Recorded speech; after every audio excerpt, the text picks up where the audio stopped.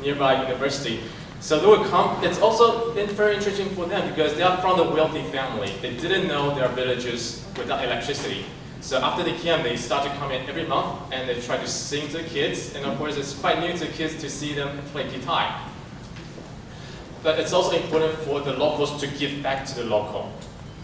So here, of course, we also teach the students it's important that you respect elders and also respect the school because the school is a place where we learn. It's like a temple, it's like a church, so you have to pay respect. So every week they will learn to clean the classrooms, and every month they will clean it with water once a month.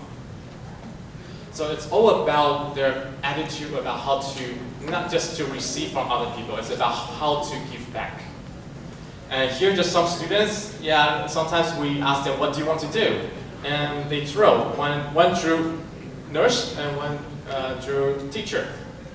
And of course they want to be doctor, banker, chef, police, and they want to do small business. But I truly don't know how many of them can actually achieve their dream, but we just want them to know that we're there and we'll try to do everything we can just to help them to make their dream come true. So every year we always receive donations from family and friends, and we always bring over. And this is the time we have a friend, they own a warehouse in El Monte, they do shoes. So they will donate some shoes to us, and we'll just bring them over to the kids. So we just want the kids to know that it's not things are for free. People still work hard overseas, so they can have something extra to give it to them. So at least they know that they're not alone. Somebody's still there to support them, so they will not lose hope. And these are some kids, very cute, I gotta say. And if you look at their clothes, I gotta say most of them are donated from other places. And they are happy for anything. And then we decide to start another program called Trip Volunteer because we have some friends and families and they donate, they are also sponsors. So we bring them to interact with the children directly because we want them to see who they are helping. Also for the kids to know who are helping them. And these two, the uncles, they retired, they're from Singapore. And when they went to the village, they told me it reminds them of their childhood in Singapore. It was quiet, it was peaceful, and of course there wasn't that much electronics. And for the other college students, because they're from the city in Singapore, and they've never been to any countryside. So they had to learn to fetch the water and also bath from the water, to fetch the water from the water well, and also water pump. And of course they learned to put down the cell phone because there was no internet, and start to interact with people.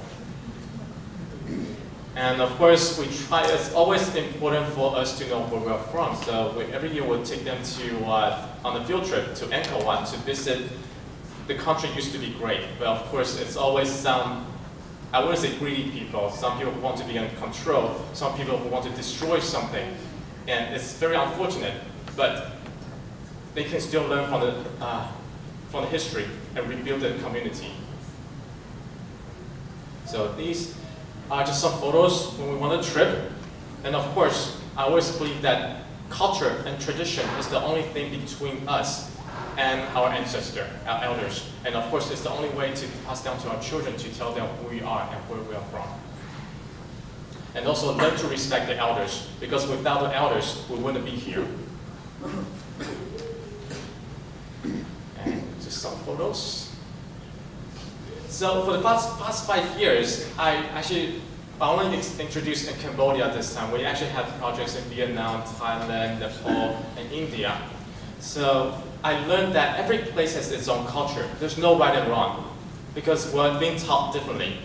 And sometimes we just don't understand what the others are trying to tell us. But there's one thing that we need to know is we must understand each other's intention, because only the intention we understand why they say things or why they do things. And that's the only way when we can appreciate the differences, the beauty of the difference. So here, the villagers, they know what is the best for them at this moment. They don't need to change, they don't need to convert. They just need the opportunity to change and develop the community by themselves.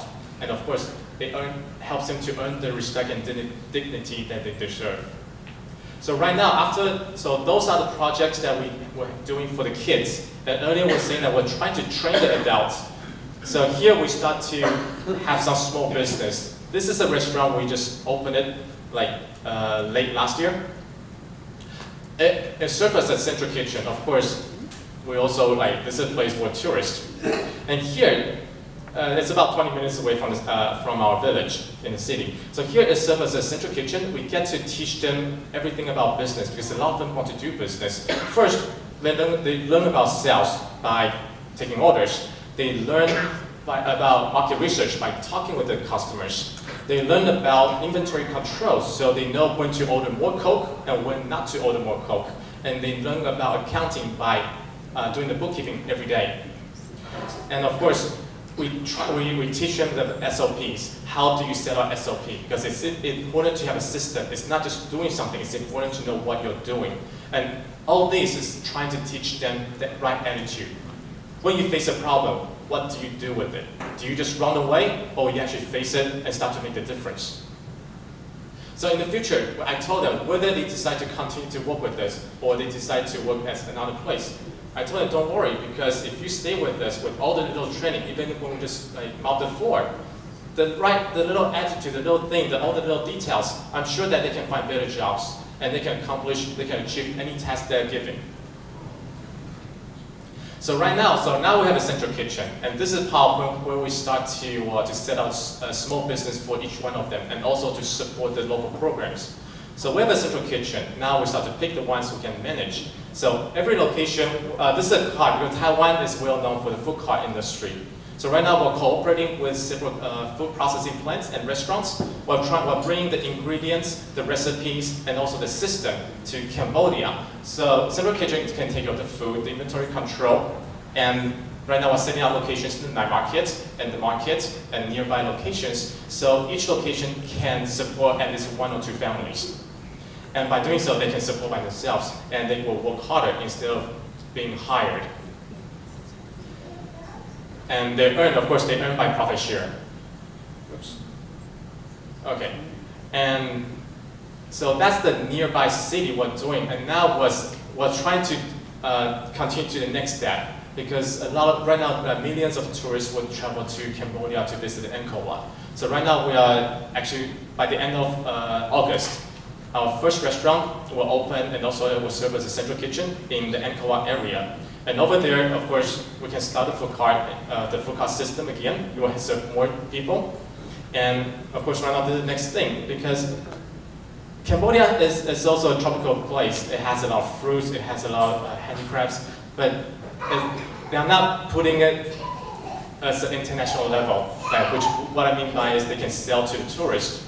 So right now we're bringing techniques and recipes, the machines from Taiwan. So we're setting up all these dried fruits. So we have a little manufacturer, we're drying them, we're packaging them, and then of course right now we're selling in different markets, and hopefully we can bring that to contact with more travel agency. All these, it's actually for them to start to learn about what to do, that they can, it's not just that, they can do more. Of course, this is their own business. All the villagers that we work with, they become partners. So right now it become a whole community project. And of course, in the long run, we wish that the community, they can govern by themselves and start to develop develop the community by themselves. And of course, it helps us to bring in more funding to support more programs. So my vision is really simple. If we can just influence one person, and that person can influence the family, and the family can influence the community, and community can influence the whole nation, and the whole nation can influence the whole world. So after 6 years, every day I still ask myself a lot of questions, but now I don't ask myself, why did I do it? I ask myself, if today is my last day, what have I left behind? Have I done enough to help those children? And will these children inspire other people, inspire the people around them to do more good? So I always tell them, if you want to save the world, if you want to change the government, if you want to make something different, then we have to start on ourselves. Because together, I believe we can create a better future. So if you'd like to know more, welcome to ask me anytime, and I have a little brochure right in front of you. Because I gotta say, I spend most of my time in Cambodia, so we don't really have much time to design for the websites or the brochures or other things. So thank you for coming.